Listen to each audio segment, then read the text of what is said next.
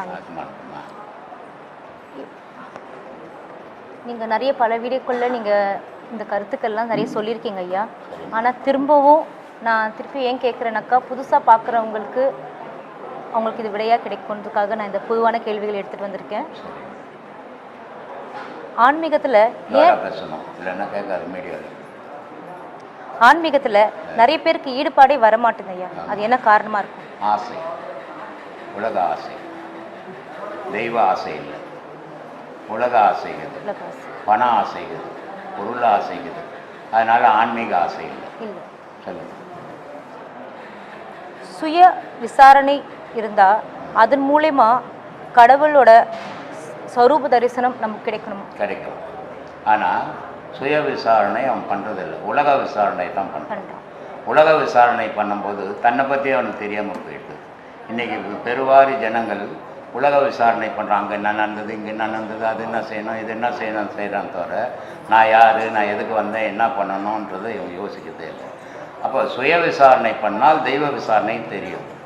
ஆனால் இவன் உலக விசாரணை பண்ணும்போது தான் விசாரணையே தெரியாமல் போயிடுறான். ஒரு மனிதன் தன் வாழ்க்கையில உறவாடக்கூடிய உறவுகளில் எது சிறந்த சாமி? தெய்வம். தெய்வமா இல்லை மனிதர்களா? தெய்வம். தெய்வம். மனிதர்கிட்ட தான் தெய்வம் இருக்குது இல்லையா? பல வீடியோக்களை சொல்ல. ஆமாம். மனிதனுக்குள்ளே தான் தெய்வம் இருக்குது. அந்த தெய்வ உறவு, மனித உறவு எப்படி இருக்கணும்னா உண்மையான உறவு. அதுதான் தெய்வ உறவு. நமக்கு ஏற்படும் அவமானம், அநீதி, துன்பங்கள் இதிலிருந்து விடைபெறத்துக்கு எந்த வழியாக இருக்கும் சாமி? சிந்தனைமா. காலையில் கூட சொன்னேன் நான், அவமானத்தை ஒரு மனிதன் மறக்கவே கூடாது. எவன் ஒருத்தன் அவமானத்தை மறக்கிறானோ அவன் வாழ்க்கையில் முன்னேறவே முடியாது. அவமானத்தை ஞாபகத்தில் எல்லாத்தையும் உலகத்தில் மறக்கலாம், நீ அவமானத்தை மட்டும் மறக்கக்கூடாது. அவமானம் ஏன் வந்தது, எதுக்காக வந்தது, நம்ம பலவீனம் என்ன, அப்போ நம்ம பலமே என்ன, நம்ம எதை நோக்கி பயணம் பண்ணணும் அப்படின்ற அந்த அவமானம் ஞாபகம் வர வர வர வர அவன் வாழ்க்கையில் முன்னேற்றம் வரும். அவமானத்தை எப்போ மறக்கிறானோ அடிக்கடி அவமானம் ஏற்படுமே தவிர வாழ்க்கையில் முன்னேற்றம் ஏற்படாது. ஆனால் சில பேர் அவங்கள ரொம்ப இன்னும் கஷ்டப்படுத்திட்டே தானே சாமி இருக்கிறாங்க. அவங்க கஷ்டப்படுத்துவாங்க, நீ ஏன் அவங்ககிட்ட போய் சிக்கிற? அது உன் செயல் தானே. நாம எப்போ அதுக்கு தான் சொல்லிக்கிறாங்க ஆதியில், துஷ்டனை கண்டா ஒரு அடி தூரம் போனிட்டு. அவங்க அசிங்கப்படுத்துகிறாங்கன்னு தெரியுது. அப்போ நீ அவங்கள விட்டு விலகி அவங்கள அசிங்கப்படுத்துகிற கூட ஆயிடணும், அவங்கள அசிங்கப்படுத்தணுன்ற நினைவை நீ வளர்த்துக்க கூடாது. அவங்க கிட்ட இருந்து அசிங்கப்படாமல் வாழணும். அது எப்படி? இந்த மாதிரி அசிங்கப்படுத்தினாங்களே, அவமானப்படுத்தினாங்களே அப்படின்றத சிந்திச்சு சிந்திச்சு நீ அவங்களோட உயரும் போது அவங்க அசிங்கப்படுத்துறதை நிறுத்திடுவாங்க. ஏன்னா ஒரு மனிதன் யாரை போய் அசிங்கப்படுத்துறான்? உயர்ந்தவனை அசிங்கப்படுத்த முடியுமா? அவனை விட தாழ்ந்தவனை தான் அசிங்கப்படுத்துவான். அப்போ தாழ்ந்தவன் அசிங்கப்படும் போது அந்த அசிங்கப்படுத்தவனை விட இவன் உயரும் போது அவன் அசிங்கப்படுத்துறவன் நின்றுடுவான்.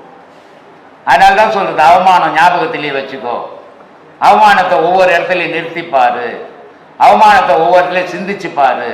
அந்த அவமானம் எதனால நடந்தது, நீ அவனை விட தாழ்ந்திருக்கதால அவமானம் இருந்தது, நீ அவனோட உயர முயற்சி பண்ணு. அந்த முயற்சி உன்னை வெற்றி அடைய வைக்கும், அவமானத்திலிருந்து வெளியேற்றணும் வரும்னு சொல்றது. அப்படி இருக்கவங்க நம்ம விலகி இருக்கிறது நமக்கு நல்லது. நீ திரும்பி திரும்பி அவங்களாண்டி போய் ஒரு நாய் வெறி பிடிச்ச நாய் கடிக்க போது அதுக்கிட்ட கல்லை தடிச்சு தொத்திட்டு தூரம் வந்துடணுமே தவிர அதுக்கிட்ட உறவாடினா திருப்பி திருப்பி கட்சிக்கின்னு தான் இருக்கும். அந்த மாதிரி அவமானப்படுத்துறவங்க கூட நீ உறவு வச்சுக்க கூடாது. அது யாராவனா இருக்கட்டும், விலகி நிற்கிறது தான் உனக்கு நல்லது. ஐயா, நீங்கள் ஒரு வீடியோவில் கூட சொல்லியிருக்கீங்க, ஒரு பாம்பு கதை சொல்லியிருக்கீங்க. அது உன்னை கடிக்க உன்னை காப்பாற்றுறதுக்காக நீ சீரெல்லாம் சொல்லியிருக்கீங்க. ஆமாம், சரிங்களா? அப்படி இருக்கும்போது ஒரு சூழ்நிலை நமக்கு தற்காப்புக்காக நம்ம சீர்றது தப்பு. சீர்றது தப்பு இல்லை, ஆனால் அடிக்கிறது தப்பு. நீ ஒன்றுத்துக்கும் உதவாத நீ படுத்துக்கின்னு சீராம படுத்துக்கினா நீ உதவாத பொருள் உன் மேலே கழுத்துக்கு போட்டுருவாங்க.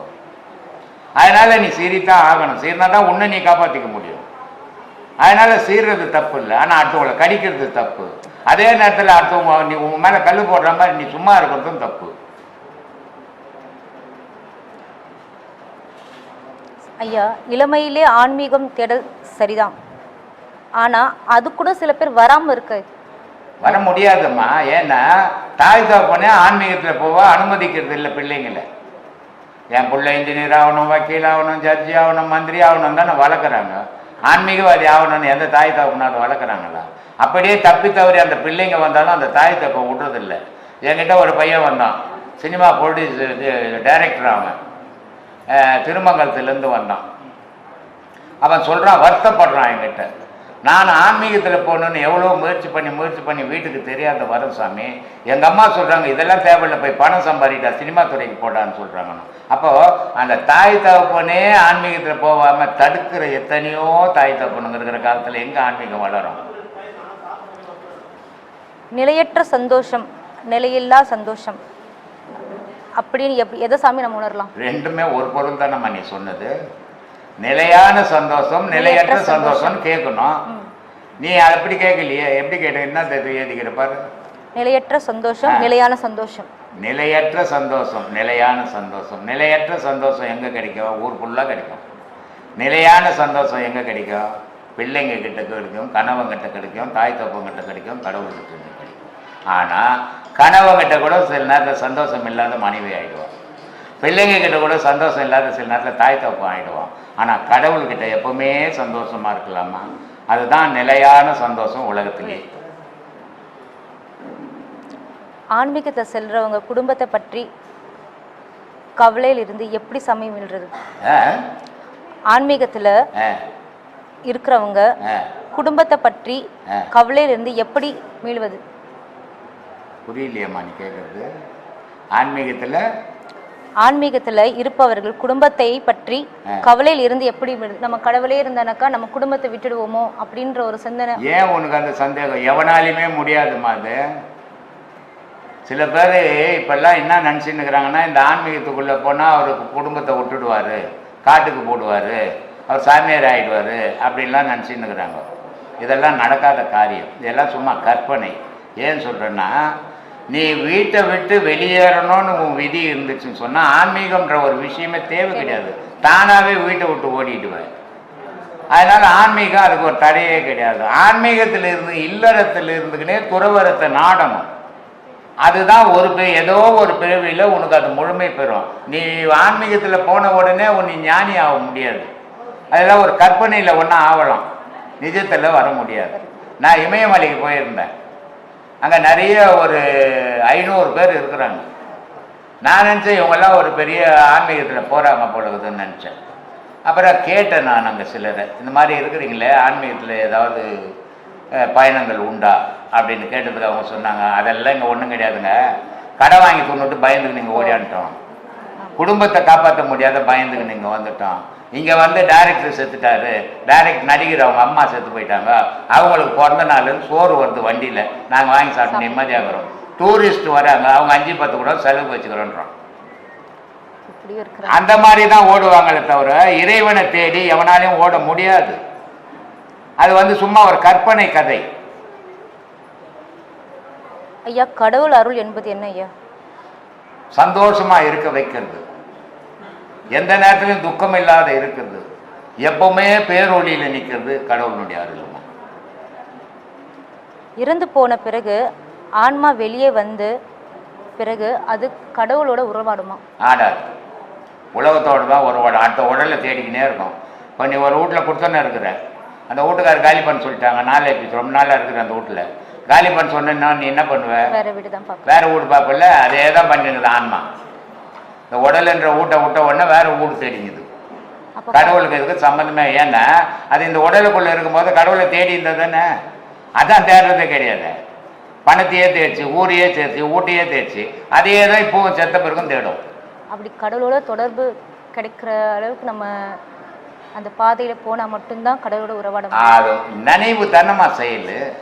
நீ எதை நினைவை வளர்க்குறியோ அந்த நினைவு செயலாக போகுது. உலக நினைவை வளர்க்கும் போது உலகத்தோட உறவாட போகிற, உலக விஷயத்தை விட்டுட்டு கடவுளோட நினைவோடு வாழும்போது கடவுளோட போகிற. உன் நினைவு தான்மா செயலுக்கு அடிப்படை. துன்பம் வரும்போதெல்லாம் இதெல்லாம் என் தலைவிதின்னு நினைக்கிறோம். அது ஏன் அந்த மாதிரி சொல்கிறாங்க? ஆமாம். எப்பப்போ நீ முட்டாள் ஆகுறியோ அப்போல்லாம் தலைவிதி வந்து நிற்கும். எப்பப்பெல்லாம் நீ புத்திசாலி ஆகுறோ அப்போல்லாம் அறிவு வந்து நிற்கும். இது மனுஷனுடைய இயலாமை மாதிரி. அந்த துன்பம் ஏன் வந்து நம்ம செய்த தவறு என்னான்னு யோசிக்கவே மாட்டான். வீதி மேலே போயிடுவான், இல்லை கடவுள் மேலே போயிடுவான். இவன் செய்த முட்டாள்தனத்தை யோசிக்கவே மாட்டான். அப்போ நடப்பதெல்லாம் விதினாக்கா அப்போ புத்தியும் அறிவும் எதுக்கு? அதுதான் சொல்கிறேன், அதை யோசிக்கணும். இது ஏன் நடந்தது? அப்போ நம்மளுடைய செயல் இப்போ ஒருத்தர்கிட்ட ஒரு 1000 ரூபாய் கடன் கேட்குறேன். அவர் சொல்கிறாரு நாளைக்கு வாப்பா தரேன் அப்படின்னு சொல்கிறாரு. நீ என்ன பண்ணுவ, 7 மணிக்கு வாங்கினோடனே சைக்கிள் எடுத்துன்னு ஓடுவேன். அவர் கொடுத்துட்டாருன்னா சொல்லுவேன், ரொம்ப உஷாராக போனுங்க, நான் கொஞ்சம் லேட்டாக இருந்தோட அவர் போயிட்டு வர கொடுக்க மாட்டாருங்க. கரெக்ட் டைம் பக்கத்து வீட்டில் சைக்கிள் வாங்கின்னு உடனே ஓடி வாங்கினாங்க, கொடுத்தாருங்க. சரி எல்லாம் வாங்கின்னு ஓடி அவர் இல்லைன்ட்டானே, என் விதிங்க, நான் என்னங்க பண்ணுறது அப்படின்ட்டு கொடுக்குறவருக்கு விதி என்னாகுது. அவர் அந்த நேரத்துக்கு சரி இருந்தாலும் கேட்குறேன்னு கொடுக்குறேன்ட்டான். வீட்டுக்கு போனவொடனே யோசித்தான், இவனை கொடுத்தா திருப்பி கொடுப்பானா கொடுக்க மாட்டானா, அதனால கொடுக்க வேணான்னு நினச்சிட்டான். அவ்வளோதான் வித்தியாசம். இங்கே எங்கள் விதிக்கு வேலை இருக்குது. கண்டதை விதின்னு எடுத்துக்கு தெரியக்கூடாது. இது மூடத்தனம்னு அர்த்தம். உன்னையும் மீறி நடக்கிறது தான் விதி, நீ செய்யறதெல்லாம் விதி இல்லை. மன வலிமை என்றால் என்ன ஐயா? உறுதி எப்படி இருக்கு? அதை பெறத்துக்கு என்ன வழி ஐயா? ஞானம் தான்மா வழி. மன உறுதியோட கண்ணா, இப்போ எங்கள் அம்மா இறந்துட்டாங்க. அம்மா இருந்தா என்ன பண்ணுவான் பிள்ளை? கஷ்டப்படுவான், சாப்பிட்றதுக்கு கூட கஷ்டப்படுவானா? ஆமா ஐயா. ஒரு தாய் உங்க அம்மா இருந்துட்டா என்ன பண்ணுவ நீ? வேதனைப்படுவையா? என்ன வேதனை? எப்படி வேதனைப்படுவ? இருந்தாங்க இப்ப இல்லையேன்னு வேதனைப்படுவேன். மனசோட நினைச்சுப்பியா? அழுவ மாட்டேன். அழுவேன். ஏன் அழுவ வருது? பெத்தவங்க இல்லையா? அப்ப பக்கத்து வீட்டுக்கார சேர்த்து விட்டா அழ வராது. வராது. அப்போ இந்த உறவுன்ற எண்ணம் உள்ளத்தை தாக்கும் போது அது அழ வரும். உறவு இல்லை மற்றவன் சேர்த்து போட்டா அழ வராது. எங்க அம்மா சேர்த்துட்டு நான் மற்றவங்க தான் நினைச்சுக்கிறேன். இந்த மன உறுதி ஆன்மீகத்தில் தான் வரும். இதோ எங்கள் தம்பி பொண்ணு வேலை செய்யுது இல்லை, அவங்க அப்பா செத்த கூட பிறந்த தம்பி, பக்கத்து தெருவு தான் வீடு, சாவுக்கு போடல. நான் உங்களால் முடியுமா? வாயில் பேசுறது இல்லை உறுதி, செயலில் இருக்கணும் உறுதி. எதிர கட்டின இடம் வாங்கணும். இந்த இடம் வாங்கினோன்னா கேட்குறாங்க, யார் பேரில் ரிஜிஸ்டர் பண்ணணும்? யார் பேரில் பண்ணலாம்? நான் வாங்குறேன் பணம் போட்டு. ஒன்று என் பேரில் பண்ணணும், இல்லை என் பொண்டாட்டி பேரில் பண்ணணும், இல்லை பிள்ளைங்க பேரில். இதான முறை. ஆனால் நான் என்ன பண்ணேன், யார் பேர்லையுமே கூட பொதுவுக்கு இருக்கும் பிரம்மசூத்திர குழு ரிஜிஸ்டர் பண்ண பண்ணுவீங்களா? இதுதான் உறுதி. நாளைக்கு என் பிள்ளைங்களுக்கு என்னப்பா பண்ணுறது? என் பிள்ளைங்களுக்கு ஒன்று பண்ண புடிச்சனை கட்டை தடிப்பீங்க ரிஜிஸ்டர் பண்ணலன்னா. தியான பயிற்சியில் ஈடுபடுறவங்க ஒரு நல்ல செயலை செஞ்சால் அது கண்டிப்பாக வெற்றி அடையும் ஒரு நம்பிக்கை இருக்குது. அது உண்மையாக? ஆமாம், இப்படி நன்சிகன் செய்தாவே வெற்றி அடையாது. எந்த ஒரு செயலுக்கும் முக்கியத்துவம் நினைவு கொடுக்கும்போது அந்த செயல் வெற்றி அடையாது. செய்த வாய்ப்பு கட்சி செய்தேன் அப்படின்னு போனமே தவிர இதை காரணமாக ஆக்கிக்கிட்டு நீ என்கிட்ட வருவாங்க, சாமி எனக்கு வீசிங்குது வந்தால் நல்லா ஆகிடுமான்னா, அப்போ அவன் வீசிங்காக வரான், கடவுளுக்காக வரல. இப்படி பட்டோன்னு நான் இங்கே சேர்க்கறது கிடையாது. கடவுளை தேடணுன்ற மட்டும் இங்கே வாங்க, மற்ற வீட்டு பிரச்சனை இங்கே வந்தால் தீர்ந்துருமா? என் பொண்ணு கல்யாணம் ஆகலை இங்கே வந்து தீர்ந்துருமா? தீராது. அதெல்லாம் உங்கள் சொந்த விஷயம். தெய்வம்ன்றது இதுக்கெல்லாம் அப்பாற்பட்டது. யார் குடும்ப விஷயத்தையும் நான் பேசுறதில்லை. யார் குடும்ப விஷயத்தையும் என்கிட்ட கேட்காதீங்கன்றது. நான் மந்திரம் பண்ணுறேன், தகுடு தரேன், தாயத்து தரேன், விபூதி தரேன்னு சொல்கிறதே கிடையாது, இங்கே சேர்க்கறதும் கிடையாது. அப்படி அதுக்கெல்லாம் நிறைய இடங்கள் அங்கே போங்கன்னுட்டுவேன். ஏன் சொல்கிறேன்னா, தெய்வத்தை தேடுறவனுக்கு ஒரு குரு வேணும். அந்த பாதையில் போகிறதுக்கு நினைக்கிறவனுக்கு மட்டும்தான் இந்த இடம் சரி. இங்கே போனால் இது நடக்கும் அது நடக்கும் நினைச்சிக்கின்னு வரவனுக்கு இந்த இடம் சரியாக வராது. நம்மக்கிட்ட அன்பாக பேசுவாங்க, ஆனால் கடைசி நேரத்தில் அவங்க என்னை ஏமாற்றுவாங்க, நம்பிக்கை துரோகம் பண்ணுவாங்க. ஆனால் அவங்களோட கடைசி நிலை எப்படி இருக்கும் ஐயா? அவங்க நிலை எதனா இருக்கட்டும், உன்னை ஏமாத்து போய் நீ இல்லை பரதாமா போடுவேன். அவங்க நிலை கடைசியில் தானே, உன் நிலை அப்பவே இல்லை நீ பரதாமா ஆயிடுவேன். அதனால உன்னை காப்பாற்றிக்க முதல்ல. அவங்க நிலை எப்படின்னா போட்டோம். குடும்பத்தோட அன்பும் அக்கறையும் காட்டுறது எந்த அளவோடு இருந்தால் சரியா? ஒரு லிமிட்டாக இருக்கணும். அளவு மீறி போனால் துக்கத்தை வச்சு எடுத்துருவேன்.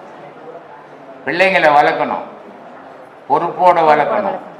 ஆனால் அது மேலே அளவு மீறி பாசத்தை கொட்டி வளர்த்தீங்கன்னா உனக்கு தான் துக்கம் மிஞ்சும். அதனால் பொறுப்போடு வளர்க்கணும். இதுக்கு இதெல்லாம் நம்ம செய்யணும், நம்ம கடமைன்னு நினைக்கணுமே தவிர இது நம்மளை காப்பாற்றணும்னு நினைக்க செய்ய இருக்கக்கூடாது. இருந்தால் அது விபத்தை உண்டாக்கும். இல்லைம்மா, இது தாடி வச்சுக்கினா, கொட்டை போட்டுக்கினா ஞானி இல்லை. இதை நான் வச்சிருக்கிறதுக்கு ஞானின்றதுக்காக வச்சில்லை. இது இங்கே வரவங்களில் வேற்றுமை தெரியணுங்கிறது தான் குரு, இவர் தான் சிஷ்யன் தெரியறதுக்காக வச்சுக்கிறது. நான் ஞானி நீ கோணியெல்லாம் கிடையாது. அனுபவத்தில் தான் நான் பேசின்னுக்கிறேன். நான் ஒன்றும் வானத்திலேருந்து குதிக்கலை, நான் ஒன்றும் இமயமலையிலேருந்து வரல. வாழ்க்கையில் 6 வயசுலேருந்து படாத இன்னல் நான் சந்திக்காத விஷயங்கள் இல்லை. அந்த சந்திக்காத விஷயங்கள் அந்த அனுபவங்கள் தான் பேசுகின்றன தவிர நான் ஞானிகின்லாம் என்றைக்கும் சொல்லலை, சொல்ல போகிறதும் இல்லை, இப்போவும் சொல்ல மாட்டேம்மா. சொல்லுமா.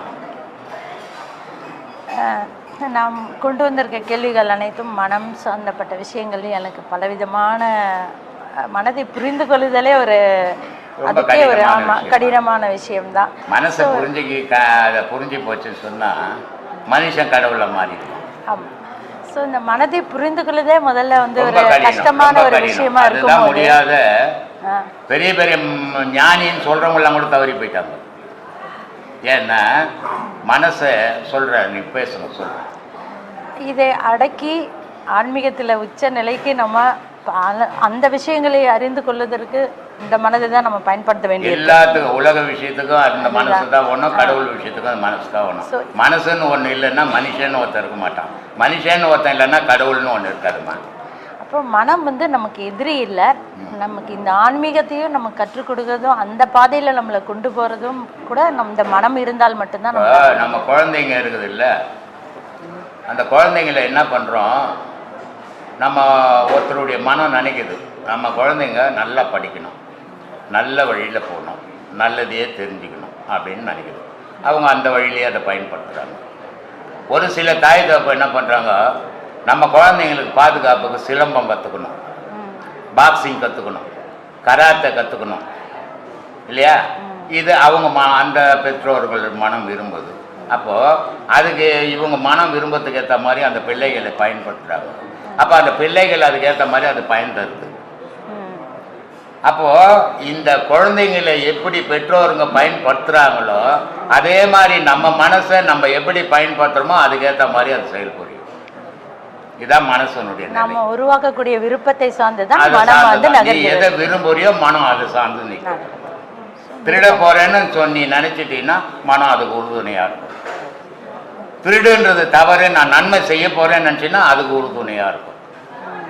மனம்ன்றது நீ எதை விரும்புறியோ உனக்கு ஏற்ற மாதிரி போகும், இல்லைன்னா அது உனக்கு பகையா மாறிடும். அதனால அது அப்படி விரும்புறதில்லை, உனக்கு உறவாகவே இருக்கணும்னு விரும்புது. அது நன்மையும் இருக்கும் தீமையும் இருக்கும். அதில் அவங்க நினைப்புக்கு ஏற்ற மாதிரி அது செயல்புரியும். நம்ம விதைக்கிற எண்ணங்களை பொறுத்து அதுதான் அந்த மனத்தினுடைய செயல்பாடு. ஸோ ஆன்மீகம் எப்படி வந்து மனதை வழி நடத்துகிறது, இப்போ நம்மளுடைய எண்ணங்களை எப்படி எந்த மாதிரி எண்ணங்களை வளர்த்து கொள்ளணும், எது கூடாதுன்ற இந்த பெரிய எந்த ஒரு மனிதனையும் ஆன்மீகம் வழி நடத்தாதுமா. அது சும்மா ஏமாத்துற விஷயம். அது மனம்தான் ஆன்மீகத்தை வழி நடத்தும். ஆன்மீகம் மனசை வழி நடத்தாது. இப்போ நீங்க இங்க வந்துக்கிறீங்க போரூர்ல இருந்து, உங்க மனம் விரும்பினால்தான் இங்க வந்தீங்க, ஆன்மீகம் உங்களை இட்டுன்னு வரல. எந்த ஒரு செயலும் ஆன்மீகமாக இருந்தாலும் சரி, அது உலக விஷயமா இருந்தாலும் சரி, மனம் விரும்பினால்தான் அது செயல்படுகிறது. அதனால தான் நான் சொல்லியிருக்குது, தாய் பேச்சு கேட்க மாட்டான், தகப்பன் பேச்சு கேட்க மாட்டான், குரு பேச்சு கேட்க மாட்டான், ஆனால் அவன் மனம் சொல்றதை மட்டும் கேட்பான். அப்போ மனுஷனுக்கு பிறப்புலேருந்து இறப்பு வரைக்கும் எது குருன்னா மனசு தான் குரு, மற்றவெல்லாம் வழிபோக்கம் தான் அப்படின்னு சொல்லியிருப்பேன். அதனால ஆன்மீகம் வந்து மனசை வழி நடத்தாது, மனசு தான் ஆன்மீகத்தை வழி நடத்தும். இன்னைக்கு ஞானம் அப்படின்றது ஒரு சில மகான்களுக்கு இயற்கையாகவே உதிச்சது ஞானம். பிறப்பே ஞானமா பிறந்தவங்க, அந்த பிறப்பே ஞானமா உட்காருங்க சார், அந்த பிறப்பே ஞானமா பிறந்தவங்கள நபிகள் நாயகம் ஒன்று, இயேசுநாதர் ஒன்று, வள்ளலார் ஒன்று, விவேகானந்தர் ஒன்று, ராமகிருஷ்ணர் ஒன்று, ரமணர் ஒன்று, விசிறிசாமியார் ஒன்று, சேஷாத்திரி ஒன்று. இது மாதிரி பலாயிரம் மகான்கள் பிறவியால ஞானியா வந்தவங்க. அவங்க பிறவியால ஞானியா வந்தவங்க எந்த நிலையிலும் மாறுபடவே மாட்டாங்க. ஆனால் ஞானியா போகணும்னு ஆன்மீகவாதிங்க முயற்சி பண்ணுவாங்க. அவங்களுடைய நிலை எப்படின்னா, சில நேரத்தில் ஞானத்தில் இருப்பாங்க, சில நேரத்தில் அஞ்ஞானிக்கு போயிடுவாங்க. மாறி மாறி வாழறது தான் ஆன்மீகவாதியினுடைய வேலை. ஞானியினுடைய வேலை ஒரே நிலையில் வாழறவங்க ஞானி. இனி ஆன்மீகமே என்ன ஆன்மீகவாதின்னுட்டு எத்தனை விஷயங்கள் உலகத்தில் வந்துன்னு இருக்குது. இதுக்கு காரணம் என்னன்னா, அவன் இயற்கையில் வந்தவன் இல்லை, செயற்கையில் செய்துன்னு போறவன். அப்போ செயற்கையில் செய்துன்னு போறவன் சில நேரத்தில் ஞானத்துக்கு போவான், சில நேரத்தில் அஞ்ஞானத்தில் பூந்துருவான். பிறவியால ஞானியா போறவன் எந்த நிலையிலையும் அஞ்ஞானத்தை தொட மாட்டான், ஞானியவை பிறப்பான். ஏன்னா பிறவியே ஞான பிறவி. அதனால எந்த ஆன்மீகமும் மனிதனை வழி நடத்தாத, மனம்தான் வழி நடத்தணும். சொல்லுங்க. இப்போ இந்த மனதுக்கு வந்து நம்ம எப்படி ஒரு நல்ல நிலையை கற்பிக்கிறது? சரியான நல்ல குரு கிட்ட தேடுதலை போகணும். நல்ல குரு கிட்ட போகணும். தாடி வச்சுக்கணும், கொட்டை போட்டுக்கணும், பெரிய பந்தா பண்ணா அவர் நல்ல குருன்னு போனார்னா இவர் மாட்டிப்பார். ஒரு நல்ல குரு எப்படி இருப்பான்னு முதல்ல அதை தெரிஞ்சுக்கணும் நம்ம. ஏன்னா இன்னைக்கு உலகமே அந்த கேள்வியில தான் இருக்குது. வள்ளலாறு பார்த்தீங்களா என்ன போட்டுன்னு இருந்தாருன்னு? ஒரு துணியை போட்டு அவர் உடலே உலகத்துக்கு தெரியாத மூடிக்கின்னு இருந்தார். முகம் மட்டும்தான் தெரியும் இல்லையா? விவேகானந்தர் பார்த்தா அதே மாதிரி மொத்தமா மூடி இருப்பார். ராமகிருஷ்ணரை பார்த்தீங்கன்னா ஒரே ஒரு என்ன மாதிரி ஒரு துண்டு போட்டு உட்காந்துப்பார்.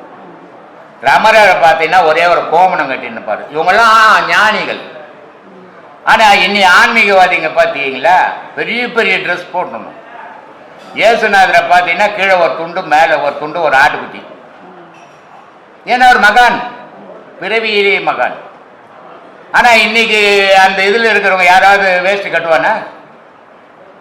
எல்லாம் ஷூ போட்டு சுனா போட்டு இன் பண்ணாதான் அவன் அந்த மதத்தை சார்ந்தவன். அப்போ அவன் தெய்வீகத்தை நோக்கி போறது இல்லை. அந்த தெய்வீகத்தை படிச்சு இருக்கிறான தவிர தெய்வீகத்தை நோக்கி போகவும் முடியாது. எப்போ ஒருத்த வேதங்களை படிக்கிறானோ அவன் தெய்வத்தை அடைய முடியாது. எப்போ ஒருத்தன் வேதத்தை உணர்றானோ அவன் மட்டும்தான் தெய்வத்தை அடைய முடியும். அப்போ படிப்புன்றது வேற. இப்போ கந்த சஷ்டி படிக்கிறோம், சண்முக கவசம் படிக்கிறோம், பைபிள் படிக்கிறோம், குரான் இதெல்லாம் படிப்பு சம்பந்தப்பட்டது இல்லையா? மௌனத்துல படிக்கணும், அதுதான் ஞான படிப்பு. அதை படிக்க முடியாது, கஷ்டம். அப்போ இயற்கையான ஞானி வேற, செயற்கையில ஞானி ஆகணுன்ற வேஷம் போடுறோம் வேற. அப்போ இயற்கையான ஞானி எப்படி இருப்பான்? எந்த வித ஆடம்பரமும் இல்லாம இருப்பான். அப்போ தெரிஞ்சுக்கிறான் இவனுக்கு எந்த வித ஆடம்பரம் இல்லை, எவ்வளோ இருந்தாலும் எவ்வளோ புகழ் இருந்தாலும் இவன் உண்மையை சொல்லி கொடுக்குறான்னு போகணும். ஆனால் பகுட்டா இருக்குது, புகழாகுது, கூட்டம் கூடுதுன்னு போனாக்கா நம்மளும் அதே மாதிரி இருந்துட்டு போகணும். நேற்று ஒரு அம்மா சொல்கிறாங்க, 30 வருஷம் ஒரு இடத்துல இருந்தேன் சாமி, ஒரு தெளிவும் இல்லை எனக்கு. ஆரம்பித்த காலத்துலேருந்து இப்போ வரைக்கும் இருந்தேன் நான். 65 வயசாகி போச்சு, எனக்கு ஒரு தெளிவு இல்லை. காய் எழுதுனாங்க, அப்போ இக்கு புள்ளி வைக்கணும் இல்லையா? அப்போ தானே அது இக்கு ஆகும் அப்படின்னாங்க. நான் சொன்னேன், ஏதுன்னு ஒருத்தம்மா வைக்கணும், அடுத்தவங்க வந்து வைக்கக்கூடாது அதுக்கு அப்படின்னு இல்லையா? அப்போ ஏதுனவருக்கு வைக்க தெரியல இக்கு. அப்படிப்பட்ட ஆளுக்கிட்ட போனாக்கா இப்படி தான் ஆகும் அப்படின்னு. அந்த மாதிரி ஞானம்ன்றது பிறவியில் வர்றது ஒன்று, செயற்கையில் வர்றது ஒன்று.